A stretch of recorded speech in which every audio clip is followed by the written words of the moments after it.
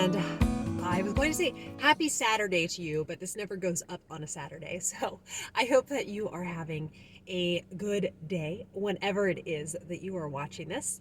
And I, this morning, had to get some blood work done, and I really very much don't enjoy that. I'm somebody that always has to look away when they're doing it too. I have never passed out, but the whole concept I don't like. I was so grateful. I was in and out in 15 minutes with my appointment to get that done. So I was very grateful.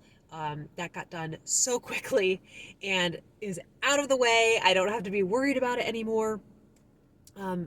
Just the constant kind of trying to eliminate any other possible things we haven't thought of with my health. And so we'll see if anything helpful comes of that. And I will just show you the books that I got.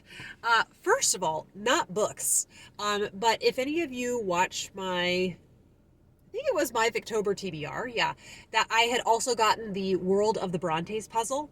And then what happened, which has happened to me previously with puzzles, is with 1,000 piece puzzles and with my energy levels, it just got overwhelming very fast. And it's a really cool puzzle, and it did have all of these little sections to it, and I was hoping that would make it feel less overwhelming. But at the end of the day, it just felt overwhelming. So I did pick up two 300 piece puzzles, and I loved this little scene. I just thought it was very captivating. And then another 300 piece by the same company, and I liked this as well. And Arthur loves a puzzle, which reminds me, I'm thinking of their Christmas gifts, and puzzles are definitely something that I want to get. I think he will be excited when he sees me bring home some goodies from the library. Some weeks, like last week, I don't get much for them. But this was a week that I have some treats. So I think they will really enjoy it. Now, in my booktube hiatus this late spring and summer, I read my first Jamie Jo Wright. So I tried the Bonaventure Circus book by her years ago, and for some reason it just didn't take with me. But then I ended up trying, now I'm forgetting the titles. I read two, and I'm just going to put the pictures right here. And it was exactly what I was in the mood for, and something about her books are really easy to read and dive into. She is really great at making atmosphere palpable. But then also, because it is Christian fiction, I really liked the contrast of the kind of darkness of the plots, but they had very hopeful endings to them. And that is just a really delicious kind of combination to me. So I really enjoyed those. And then my friend Miriam was talking about her October reads, and I am going to link Miriam's channel down below. She did a Cozy Things chat with me a couple years ago, and I just love her content so much. And so she raved about this Jamie Jo Wright, The Premonition of at Wither's Farm. And I had a couple other Jamie Jo Wright books checked out for several weeks and didn't get around to them. So they ended up being due. And so then I just put a hold on this one, and I would like to continue reading through her whole catalog. I really like her writing. I could see them starting to blend together when I read more of them, but this kind of book serves a great purpose in that I want something that will grip me instantly.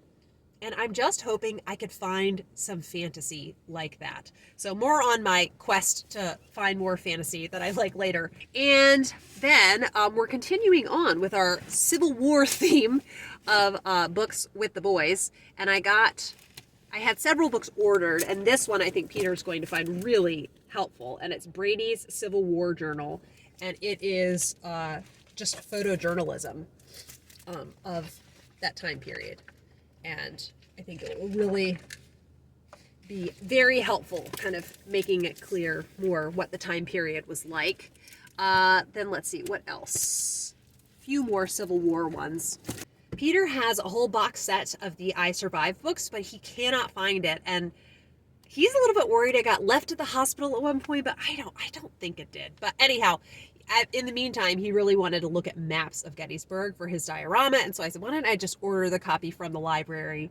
And then, hopefully we'll find your box set. It is somewhere. And then this is, I think it will really appeal to him. It's Gettysburg, the graphic novel. Oh, this is a really cool color palette. So, Peter loves graphic novels. And then also, there's another one too. The Battle of Gettysburg. So, between those two, I think he will find them very interesting. And then Gettysburg, July 1st through 3rd, 1863. So this is, I think, kind of a play-by-play. And then, as our read aloud, the next book in our history curriculum is Lincoln, a Photobiography by Russell Freedman. I have been looking forward to this, learning more about him. For my presidential biography project, I will not count this. I do think I'll read something actually quite lengthy about Lincoln. Lincoln is a president I want to spend a lot of time with. So I'm really looking forward to this with the boys, though. We're just finding it such an enriching time learning about the Civil War. It's such a really sad and unique time period in history. Now, Arthur, he really just loves informational nonfiction books that have interesting pictures. And so I saw this, Ripley's Believe It or Not, Dare to Discover. There are so many of these books. But yeah, this is what I got. And it's just, full of pictures like this, right? Just very interesting. This is an Einstein wax head. That's what that is. Yes, I think they're going to have so much fun looking at this. Now I'm immediately taken in. So that one will be fun. And then I'm getting surrounded by books. I need to figure out how to stack my books. Oh, yes. Curiosity Shop, Picture Puzzles to Search and Solve. So Arthur is learning how to read better and better. And this is a search and find book, kind of an I Spy search and find book. But the pictures they need to find, they're listed as text. But he's getting better and better at reading. And also he can just ask me, what am I supposed to find on this? And I can tell him. This graphic novel looked unique and interesting. And yeah, just very captivating. And this looked really cool. Houses with a Story. And it's just all of these very unique looking buildings and structures. And I think the art looks very interesting. So I think he would enjoy that. And then I don't know if you've seen these eyewitness books, but this is a brand new one on birds. And birds are fascinating. And so many interesting things for him to see there. The read aloud that I finished just this week with the boys was the story of Harriet Tubman. And we all three were so captivated and just so in awe of what a brave and courageous woman she was. And how, so she was a conductor on the Underground Railroad. And some of the ways that she figured out for slaves to escape were so creative. That, for instance, there were some slaves that she told them to use their master's horse and wagon and just drive it through town in broad daylight, because no one would think that a slave would have the audacity to escape that way. And she had narcolepsy because of an injury someone had given her as a little girl. So she struggled with that her whole life, and I just love that she did not let it stop her from doing amazing things. And she was just absolutely amazing. So we were all completely riveted by the story of Harriet Tubman. And I do think before we start the Lincoln Photobiography, I do think we're going to take a detour to the Wild West. And Riding the Pony Express by Clyde Robert Bulla is one that don't think the library had a copy of it. So yeah, I bought a used copy this summer, and I've been so excited to read about the Pony Express with the boys. And I bet we could find some interesting videos about that. And then I also want to read Cowboys and Cattle Trails. And this author, I haven't read anything by her, but she seems to. As soon as I read a sample, I thought, oh my goodness, her writing is so captivating. So I'm very much looking forward to reading this, and I think the boys, the whole concept of the Wild West, will be completely and utterly fascinating to them. So I do think the Pony Express were maybe hopping forward in time a bit, but I don't really care. And then also, I've been really enjoying, we're doing a geography curriculum this year. It's world geography. And what I really have been liking about what we've done, I got these extra workbooks that come with it. So there's a coloring book and map workbook.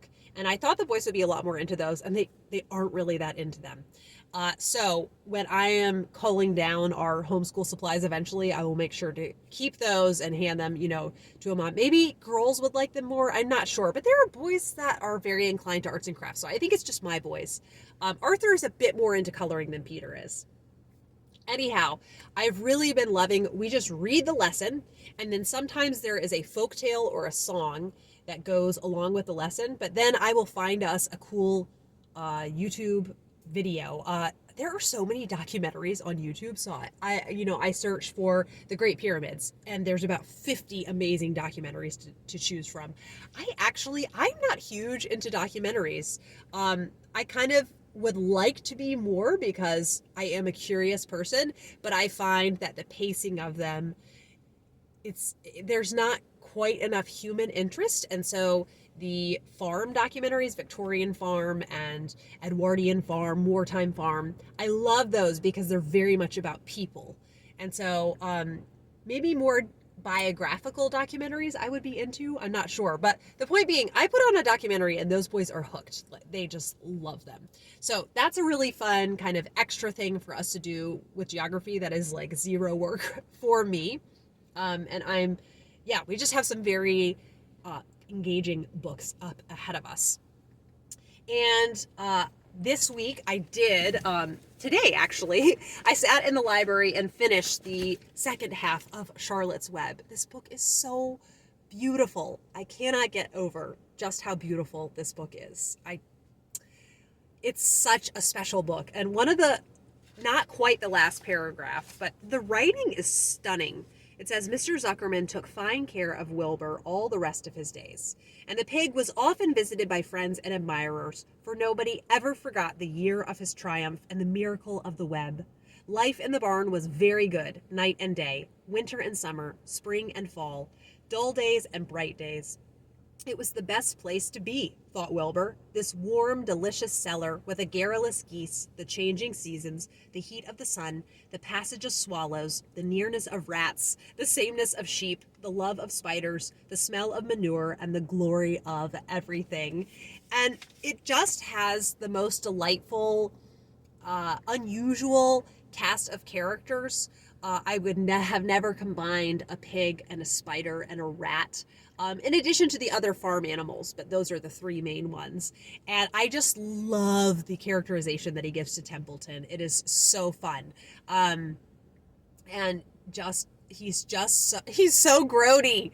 But I still am kind of fond of him as a character, and the friendship between Wilbur and Charlotte, and seeing Fern, the little girl, growing up more in the story as it goes along. It's just such a beautiful, beautiful story, and I really, really love it. Now, I am slowly but surely making my way through Hopes and Fears by Charlotte Mary Young. I must say, I find it to be a fairly challenging read. It's feeling, like I said last week, very much like a George Eliot. So I wouldn't say I'm having fun. Some of Charlotte Mary Young's books, I say, oh, I'm having so much fun as I'm reading it. And I'm not feeling that way, but I'm feeling like it's going to be very memorable. And I wanted to see if I could find, I did highlight some things. So her descriptions of settings are often kind of sparse, the natural settings around people. But in this, she really excels and shines. It says, Honora led the way by a favorite path, which was new to Phoebe, making the circuit of the Holt, sometimes dipping into a hollow over which the lesser scabious cast a tint like the gray of a cloud, sometimes rising on a knoll so as to look down on the rounded tops of the trees, following the undulations of the grounds. And beyond them the green valley, winding stream, and harvest fields, melting into the chalk downs on the horizon. To Phoebe, all had the freshness of novelty, with the charm of familiarity, and without the fatigue of admiration required by the show places to which Mervyn had taken her. Presently Miss Charlocote opened the wicket leading to an oak coppice. There was hardly any brushwood. The ground was covered with soft grass and round, elastic cushions of gray lichen. There were a few brackens and here and there the crimson midsummer men, but the copsewood consisted of the redundant shoots of the old gnarled, knotted stumps covered with handsome foliage of the pale sea green of later summer, and the leaves far exceeding in size those either of the sapling or the full-sized tree, vigorous playfulness of the poor old wounded stalks. Just stunning, stunning writing. So, Hopes and Fears, the sort of focal character of the book is Honora Charlocote, and she has never married. And when she was in her mid-20s, I think that's right, she took in these two orphans, and or became the guardian of them.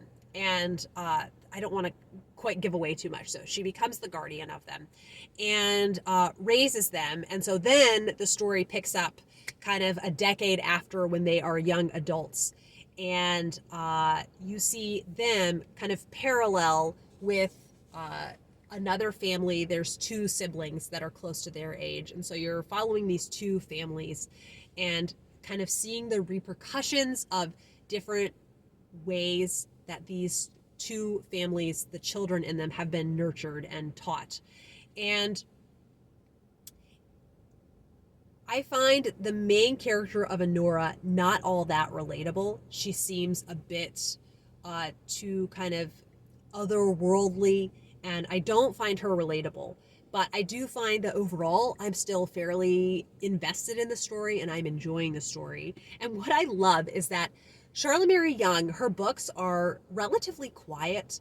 Not much happens until, bam, there's a house fire, or there is a burglary, or even a murder sometimes. So it's just mundane, and then boom, a big critical event happens, and then we go back to mundane plots.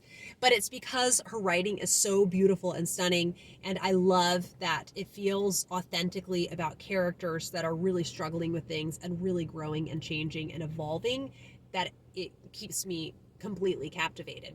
So I am enjoying it. I'm just finding it very challenging, but it is going to be very memorable and rewarding. I wanted to get to the point, though, where I could read just one chapter a day. I was feeling overwhelmed by how many chapters there were, and especially because in the earlier half of the book, so many chapters, I would start on my Kindle and it would say 1 hour until chapter completed. And that to me is just too long of a chapter. I love short chapters. So then I kept being slow because I have limited reading time before the boys are up. So my ideal, now I have gotten this, I've read through enough chapters, is to read a chapter of Hopes and Fears, and then after that to read a chapter out of my Andrew Jackson biography. It's so funny because in the second chapter of this, there were so many political details that I did not find interesting. I got this close to DNFing it. And then I thought, just power through this chapter, Kate. And now I'm really, really glad that I did. What a fascinating life this man led. I have to say that he is extremely tempestuous. So there are times when I just love the phrase that my friend Elizabeth told me about, which is from Aristotle, and it says that virtue is a mean between two vices. So there are times when righteous anger is a good thing and it's just. People having righteous anger over the institution of slavery is a beautiful thing. Without that, without people like William Wilberforce and so many other heroes in civil rights, slavery, legal slavery in the U.S. would not have been overthrown. Then there is a flip side to that, though. So he really had quite a temper and was involved in several duels where he was insulted and he demanded that they have a duel. So crazy fact about him is that, well, before I tell you the crazy fact, he and his wife had what do I want to say? An ambiguous kind of beginning of their relationship, because his wife was legally married to someone else. She was legally married to someone who was completely reprehensible and abusive, but I just think it's pretty messy. That's like when, the beginning, are you married or aren't you married? It should be a yes or a no, an easy yes or a no. Anyway, so somebody then, a few years later, insulted the character of his wife, saying how, she lived with him when she wasn't married. And so he's like, let's have a duel. And this man who dueled with him shot him in the chest, but right below the heart. Andrew Jackson lived with a bullet lodged in his chest for over 30 years. What on earth? I just thought that was the craziest fact. Another thing that is going to focus very heavily on in here is it's just the heartbreaking acts of violence that happened between Native Americans and the settlers that were there. It's such a travesty and such a blight. And it's just awful. It's just awful. So the next chapter is going to be the Trail of Tears, and is the next chapter? Okay, never mind. So we have the War of 1812 is still happening. But then it's going to be the Trail of Tears, and it's going to be rough. I do have to say, something about him that I admired from the War of 1812 is he was told to bring all his men to, oh goodness, was it? He was told to bring I was able to find it. He was told to bring all his men to New Orleans, but they were told to stop in Natchez. And then at that point, they were sent communication, never mind, we don't need you. Have all your men disband, and just have them go home, but don't escort them, just have them disband. And he would not let his men travel without him. And as he was going home, he escorted them and ensured that his men were safe on the way home. So that was really cool to hear about. And what was the other thing? Oh, he was at one point a judge, and there was at one point a man who did just completely terrible things to his infant, just unconscionable things. And he was supposed to be in trial, but he was a raging alcoholic, and so he shows up rip-roaring drunk to court and is like, I am not staying. And Andrew Jackson tells the bailiff, you go get that man, bring him back into court. And the bailiff was too scared of him, and so he asked Andrew Jackson, will you please go get him? And Andrew Jackson goes up to him and holds a pistol and says, come back to court or die. So the man chose to come back to court. So just really very gutsy and tempestuous. Definitely not boring to read about. I'm very much dreading reading about the Trail of Tears. So I'm going to get that over with. And I am glad that I'm sticking with this because now it's turning out to be very interesting. So I am about 87 pages into this. This might end up going into December. I find that I don't really want to read more than a chapter a day. And I didn't really read it the first week. I had it checked out from the library. And let's see what else. Oh, okay. So next, a week from today, I'm going to be hosting a discussion on my Patreon of Hannah Coulter by Wendell Berry. This book, ever since I read it, probably 6 or 7 years ago, I have been meaning to reread it, and it hadn't happened. So I'm very much looking forward to being back in this. I listened to the first chapter on audio yesterday and just soaked it all in, drank it all in, and I loved it. But I realized there's so much annotating and underlining that I want to do that next time I'm just going to do immersive reading and have the audiobook on while I'm reading along in the physical copy. In case there's new things that I love about it, I do already have a fair amount underlined from the last time that I read it. But I am really looking forward to seeing what everybody else thinks of this. I'm continuing on with Rilla of Ingleside, and I am still loving it. I'm maybe not loving it quite as much. I find the character of Susan very frustrating, and I just don't find her that funny. I don't know. I think she's supposed to be a pretty funny character, and she more just frustrates me, which I feel like sometimes there are characters like that that are supposed to be funny, but if they don't have enough warmth to them, then I don't find them funny. It's like Mrs. Pringle in the Fair Acre series by Miss Reed. She just was such a struggle for me in any scene that she was in. So it is what it is. But everything else about Rilla of Ingleside, I'm loving. Oh, except for I realized one other thing, and I meant to touch on this last week, and that is that Anne, and this is what Anne fans consistently say, Anne doesn't really feel like Anne in this, and she's referred to as Mrs. Blythe, which just puts this distance between the reader and her. And that's why I just love, Betsy, in the Betsy Tacy books, in When She's Married, she still feels very much like Betsy. So it just makes me, now after I finish this, it makes me want to go back to Betsy's wedding and spend time with a character that's older, but she still feels authentically like herself. Okay, this week I did finish the Further Letters of Mrs. Gaskell. And I have to say that this collection included too many letters. It's not nearly as long as the other one, but there are so many letters of Mrs. Gaskell writing 3 to 4 sentences inviting someone to come over for dinner, and that's the extent of the letter. I don't really think that's worthy of being put in a collection. I just don't. Yeah, there also were not that many interesting letters in here to me. So this was not as enjoyable as her other letters. And I did want to share a couple things with you, though. So firstly, she just has a brief snippet about Framley Parsonage. And she says, how excellent and good and clever Framley Parsonage is. I never read anything in the way of fiction so true and deep. Please to send me his autograph. So I love that. Several times she has asked for certain people's autographs, and other times she is asking, people are asking her for them. So it's really cool to see. Now, 2 other things of note I did want to include. One that I didn't really love. She does comment on Charlotte Mary Young in this. So she says, I was very sorry to find I had forgotten to name Miss Young. This is the real name of the author of The Heir of Redcliffe, although her books appear anonymously. She has written in periodicals and for children for many years, but without much notice from the public, until she published The Heir of Redcliffe about a year and a half ago. 2 thick volumes of a size smaller.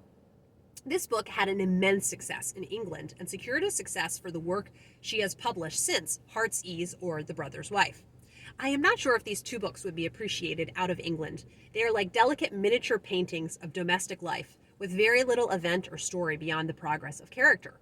One reason of their great sale, independent of their beauty and labor of execution, is that they are considered safe books, which any mother may place in the hands of her children, down to the very youngest, sure that they will receive no new ideas from them, but those relating to religion. There is very little love in these books. They are hardly to be called religious novels, and yet they bear a continual reference to it, and especially to that form of it called Puseyism in England. And that made me sad. I just feel like she just kind of writes her off because they are, I don't know.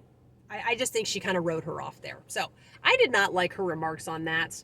And then a fun one, though, and this confirmed that I must read this book. She says, well, I began Tom Brown in August and saw enough of it to see it was too good to read with half a heart and in broken snatches of time.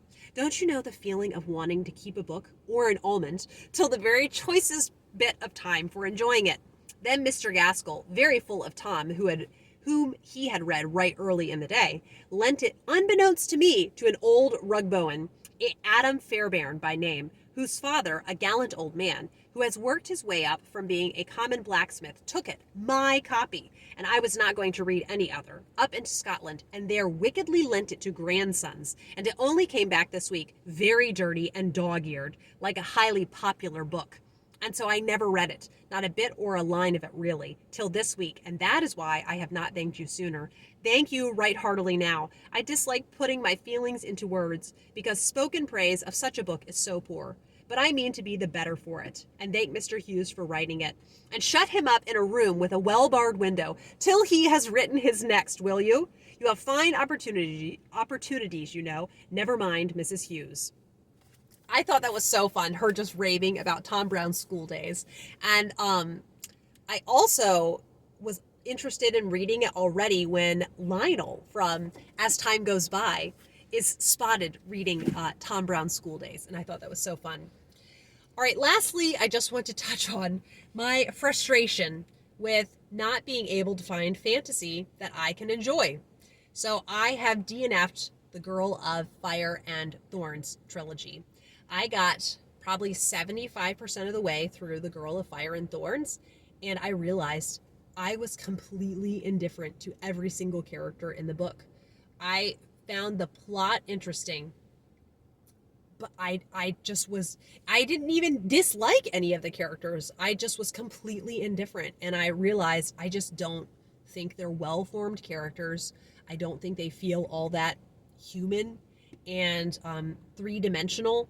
I thought the main character felt very one-dimensional, and so I just thought, I'm not excited to read more of this. I'm not excited to read the sequels, and this is what happens to me every time I try to find new fantasy. I'm all excited about reading fantasy, and then I will try one, and I won't like it, and then the wind gets completely taken out of my sails for reading fantasy. It's like during some Victobers, when I read several Victorian books I don't like, it's like then I'm just not in the mood for Victorian literature. So I'm trying to cling on to that last little bit of me that is still interested in reading fantasy, and hopefully I will. So I think I'm going to try Emily Wilde's, the Emily Wilde Encyclopedia of Fairies book next. Hopefully I will like that. I am still interested in Green Rider. I'm a little bit nervous about Mercedes Lackey because I think actually there is going to be more sexual content in it than I was originally thinking. So I'm going to do some more research about that. But then I also was remembering how much Peter enjoyed the Chronicles of Prydain series, which there was a Disney movie in the 80s called The Black Cauldron, and that is one of the books in it. And I remember being surprised at how cozy it was when I watched it and just drawn in. So I guess I'm skeptical that I could enjoy it. Like there's a lot of the sentiments around it. There's very high praise, and it just feels too good to be true that I could like it, but I want to try it. So the Book of Three, it's very confusing. The Book of Three is the first one. But I do also have The Thief Lord, so I don't know. I want some fantasy to enjoy, and I feel like my reading is so chaotic, and I kind of wanted to finish some things. But then yesterday, I just went and I started a reread of the Flavia de Luce series. So The Sweetness at the Bottom of the Pie is the first one, and I basically, at the end of the year, first I'm in the mood for Victorian literature, and then some nonfiction, which I'm just feeling a little bit tapped out with just the Andrew Jackson biography. So I might just stick with that. And then mysteries, because I did Cloak and Dagger Christmas in former years. I'm not hosting it again this year. But I still will be reading mysteries. I just didn't want the kind of task of hosting a formal event. And I just kept thinking about Flavia de Luce. Now, there was about a 5 or 6 year gap where none were published, and Alan Bradley said he was done. And then, lo and behold, a new one was published this year, and another one's coming out next year. And I realized I'm so foggy on that series. And because of my DNFing, with a couple of fantasy books, I need something that is reliable. And I just felt like, why not? And so I love those books on audio. And Flavia is, I think she might be 12 when it starts. And I love the manor house that she lives in. It has all of these nooks and crannies in it and secret rooms. And she has a very combative relationship with her 2 older sisters. And I love Mrs. Mullet and Dogger, the 2 servants in the household. And just the whole world I find interesting. I would not want to actually be friends with Flavia, though. She's quite a handful, and she does what she's going to want to do. But I love reading about the stories and seeing how she solves mysteries using chemistry, and I think that's really interesting. So I would love it actually if sometime my chemist husband read one of them and what he thought of the chemistry that was in it. I think that could be really fun. I think that wraps it all up, and I hope that you are going to have a great reading week, and I look forward to telling you about how my reading this upcoming week turned out, and I will be back with another video soon.